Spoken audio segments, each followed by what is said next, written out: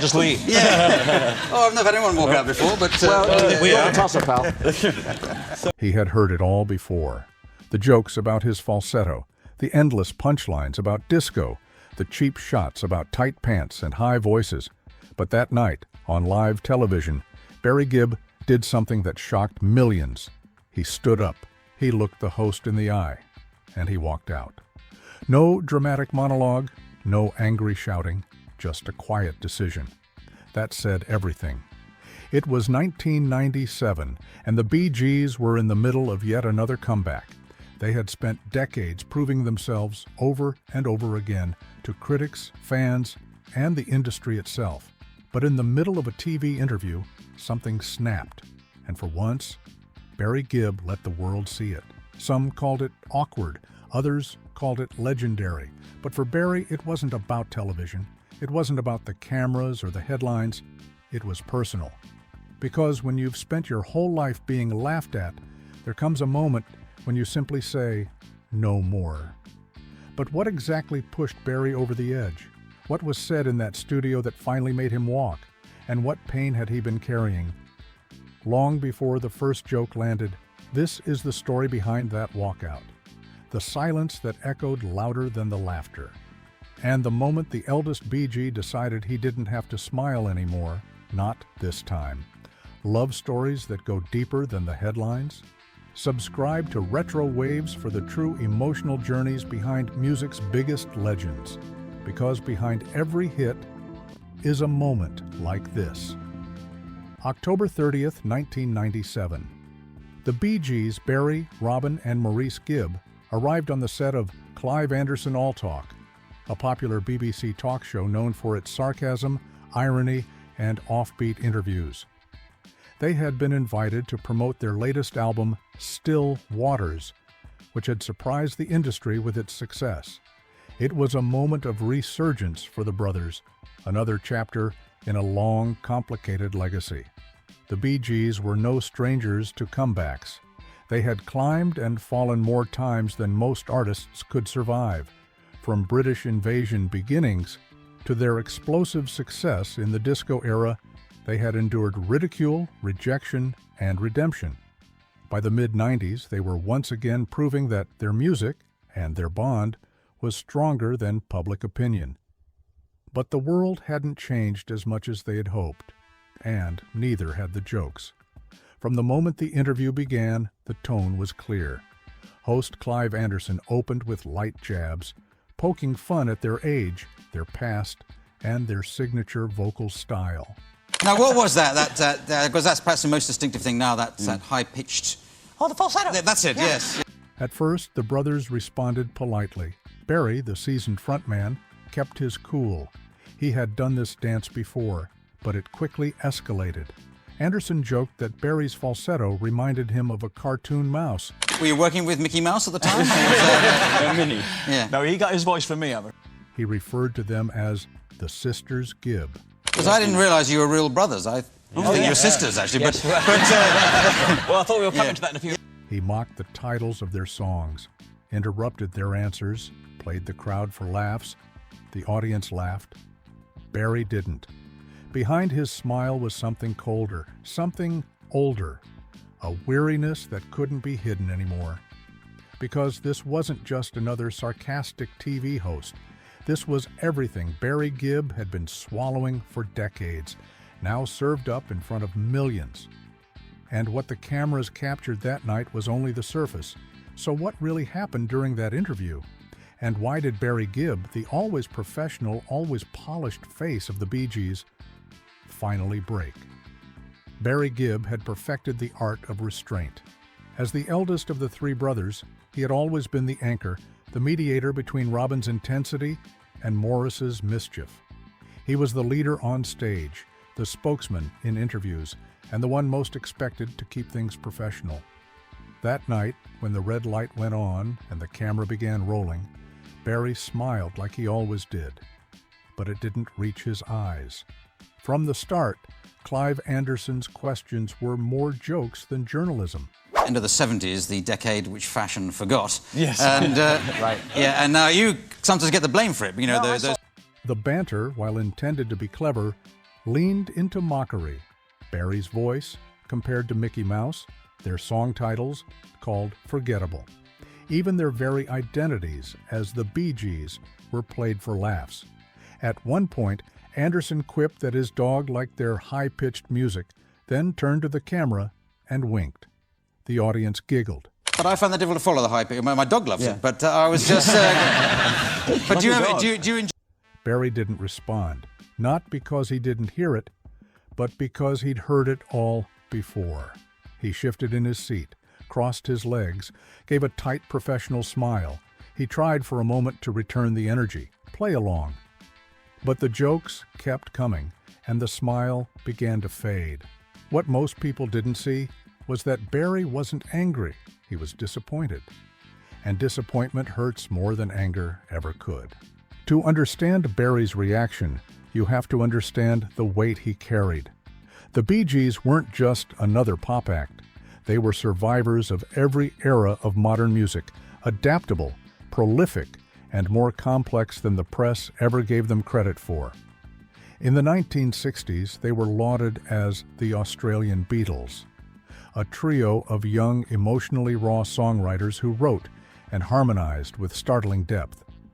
Hits like Massachusetts and To Love Somebody weren't party tracks. They were poetry. But then came disco, and with it came the backlash. By the early 1980s, disco had become a punchline. The Bee Gees, once hailed as songwriting geniuses, were suddenly seen as symbols of a genre the world had turned on. The Disco Sucks movement burned their records in stadiums. Radio stations banned their songs, comedians mocked their voices, parodies flourished, and Barry, with his falsetto, became the biggest target of all. He didn't argue. He didn't lash out. He just kept working, kept writing, kept surviving. But inside, it left a scar. And when Clive Anderson started dragging those old jokes back out, live, on camera, with a smirk, those old wounds opened again. Barry had spent years trying to move forward. But that night, he realized the world hadn't. And he wasn't sure he wanted to smile through it anymore. It wasn't a single joke. It was all of them, one after another, stacked on top of each other, delivered without breath or empathy. Barry tried to steer the conversation back to their music. He tried to mention the work they were doing, the reasons they were even there. But Anderson cut him off, again and again. At one point, Anderson brought up one of their lesser-known songs and quipped, "I forgot that one." We had one at the same time called Don't Forget to Remember, which was interesting. I've forgotten that one. But Yes, we thought you might. The crowd laughed. Barry didn't blink. But something in him shifted. He leaned forward slightly and softly said, "In fact, I might just leave." There was a pause, an awkward beat of silence. Then Barry added, "You're the tosser, pal." He stood up and walked off. No yelling, no chaos. Just a man who had finally decided this wasn't worth it. Not tonight, not again. Robin and Maurice followed without a word. The audience froze. The host stumbled. The show came to a grinding halt, and in that moment, a television stunt became something much more. It became history. What the audience didn't see was the silence that followed backstage. No one ran after them. No apologies were made on air. The Bee Gees exited the studio quietly, with the same dignity they'd carried their entire careers. But the moment didn't fade. In the days that followed, media outlets replayed the clip over and over. Some framed it as a meltdown, others as a justified stand against humiliation. And slowly, the truth began to emerge. Barry Gibb wasn't just tired of the jokes, he was tired of pretending they didn't hurt. Later, he would explain that he and his brothers had agreed to do the show because they admired Clive Anderson. They thought it would be fun. They expected teasing, but not cruelty. And when the teasing turned to disrespect, Barry made a choice. He didn't argue, he didn't perform, he just walked. And in doing so, he said more than words ever could. Barry Gibb had learned from an early age how to hold things in. He was only a teenager when the Bee Gees began their rise. As fame consumed them, He became the figurehead, the one expected to say the right thing, the one who handled press, pressure, and problems with a calm smile and a measured tone, and he did it well. But it came at a cost. As the spotlight grew hotter, so did the criticism.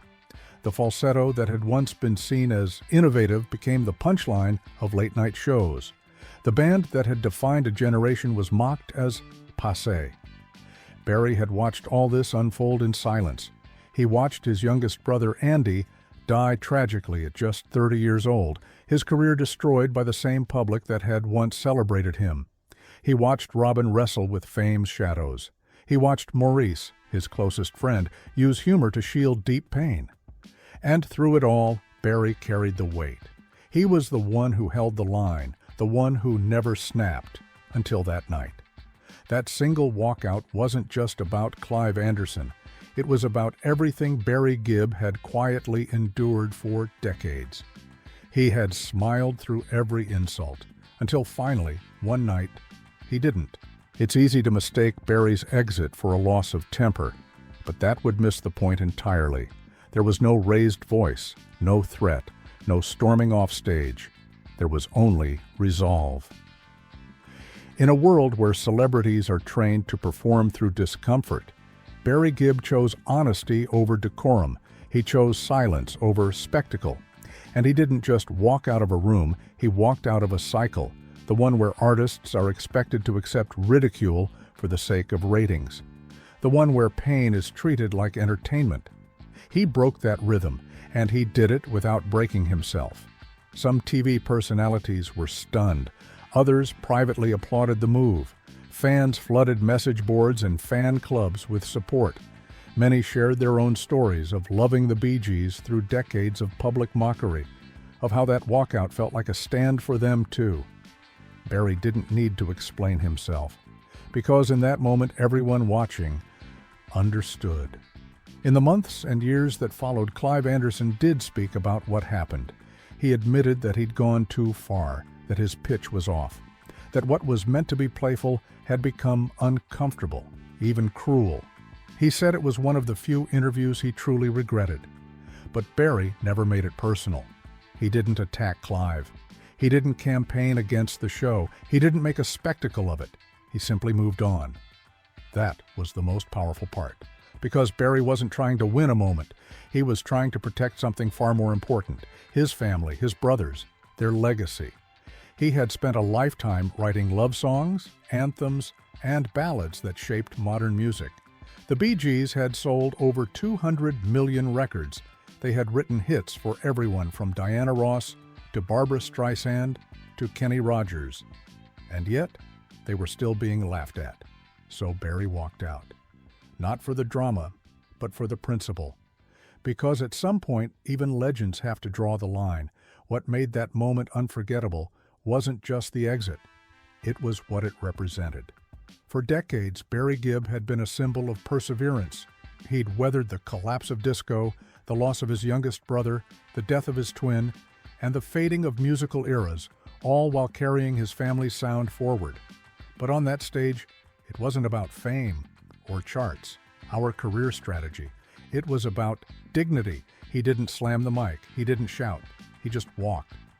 And by doing so, he told every young artist, every misunderstood musician, every audience member who'd ever felt dismissed, you don't have to stay in the room where they don't respect you.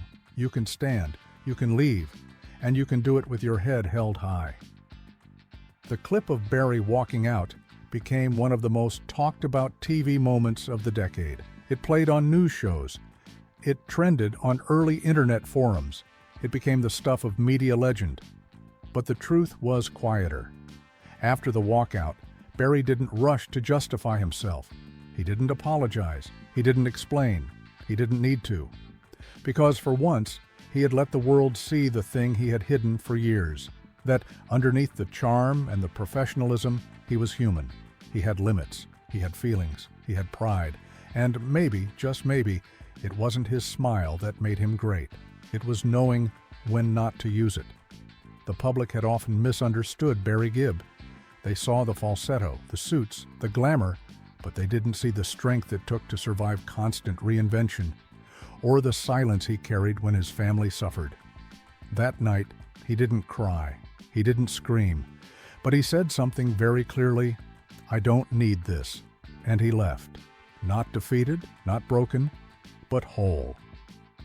In the years after the walkout, Barry Gibb continued to perform.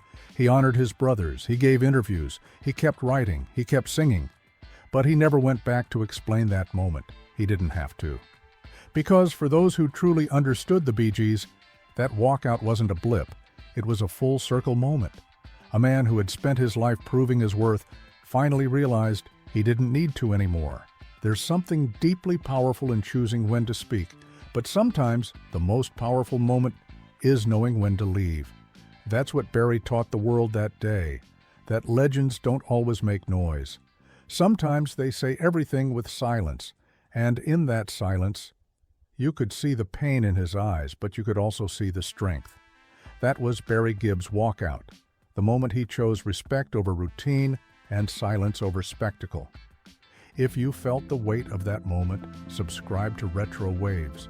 Next, we tell Robin's story, the silent strength beside Barry, and the heartbreak he never put into words. Because behind every famous brother is another one holding it all in, and their story is just beginning.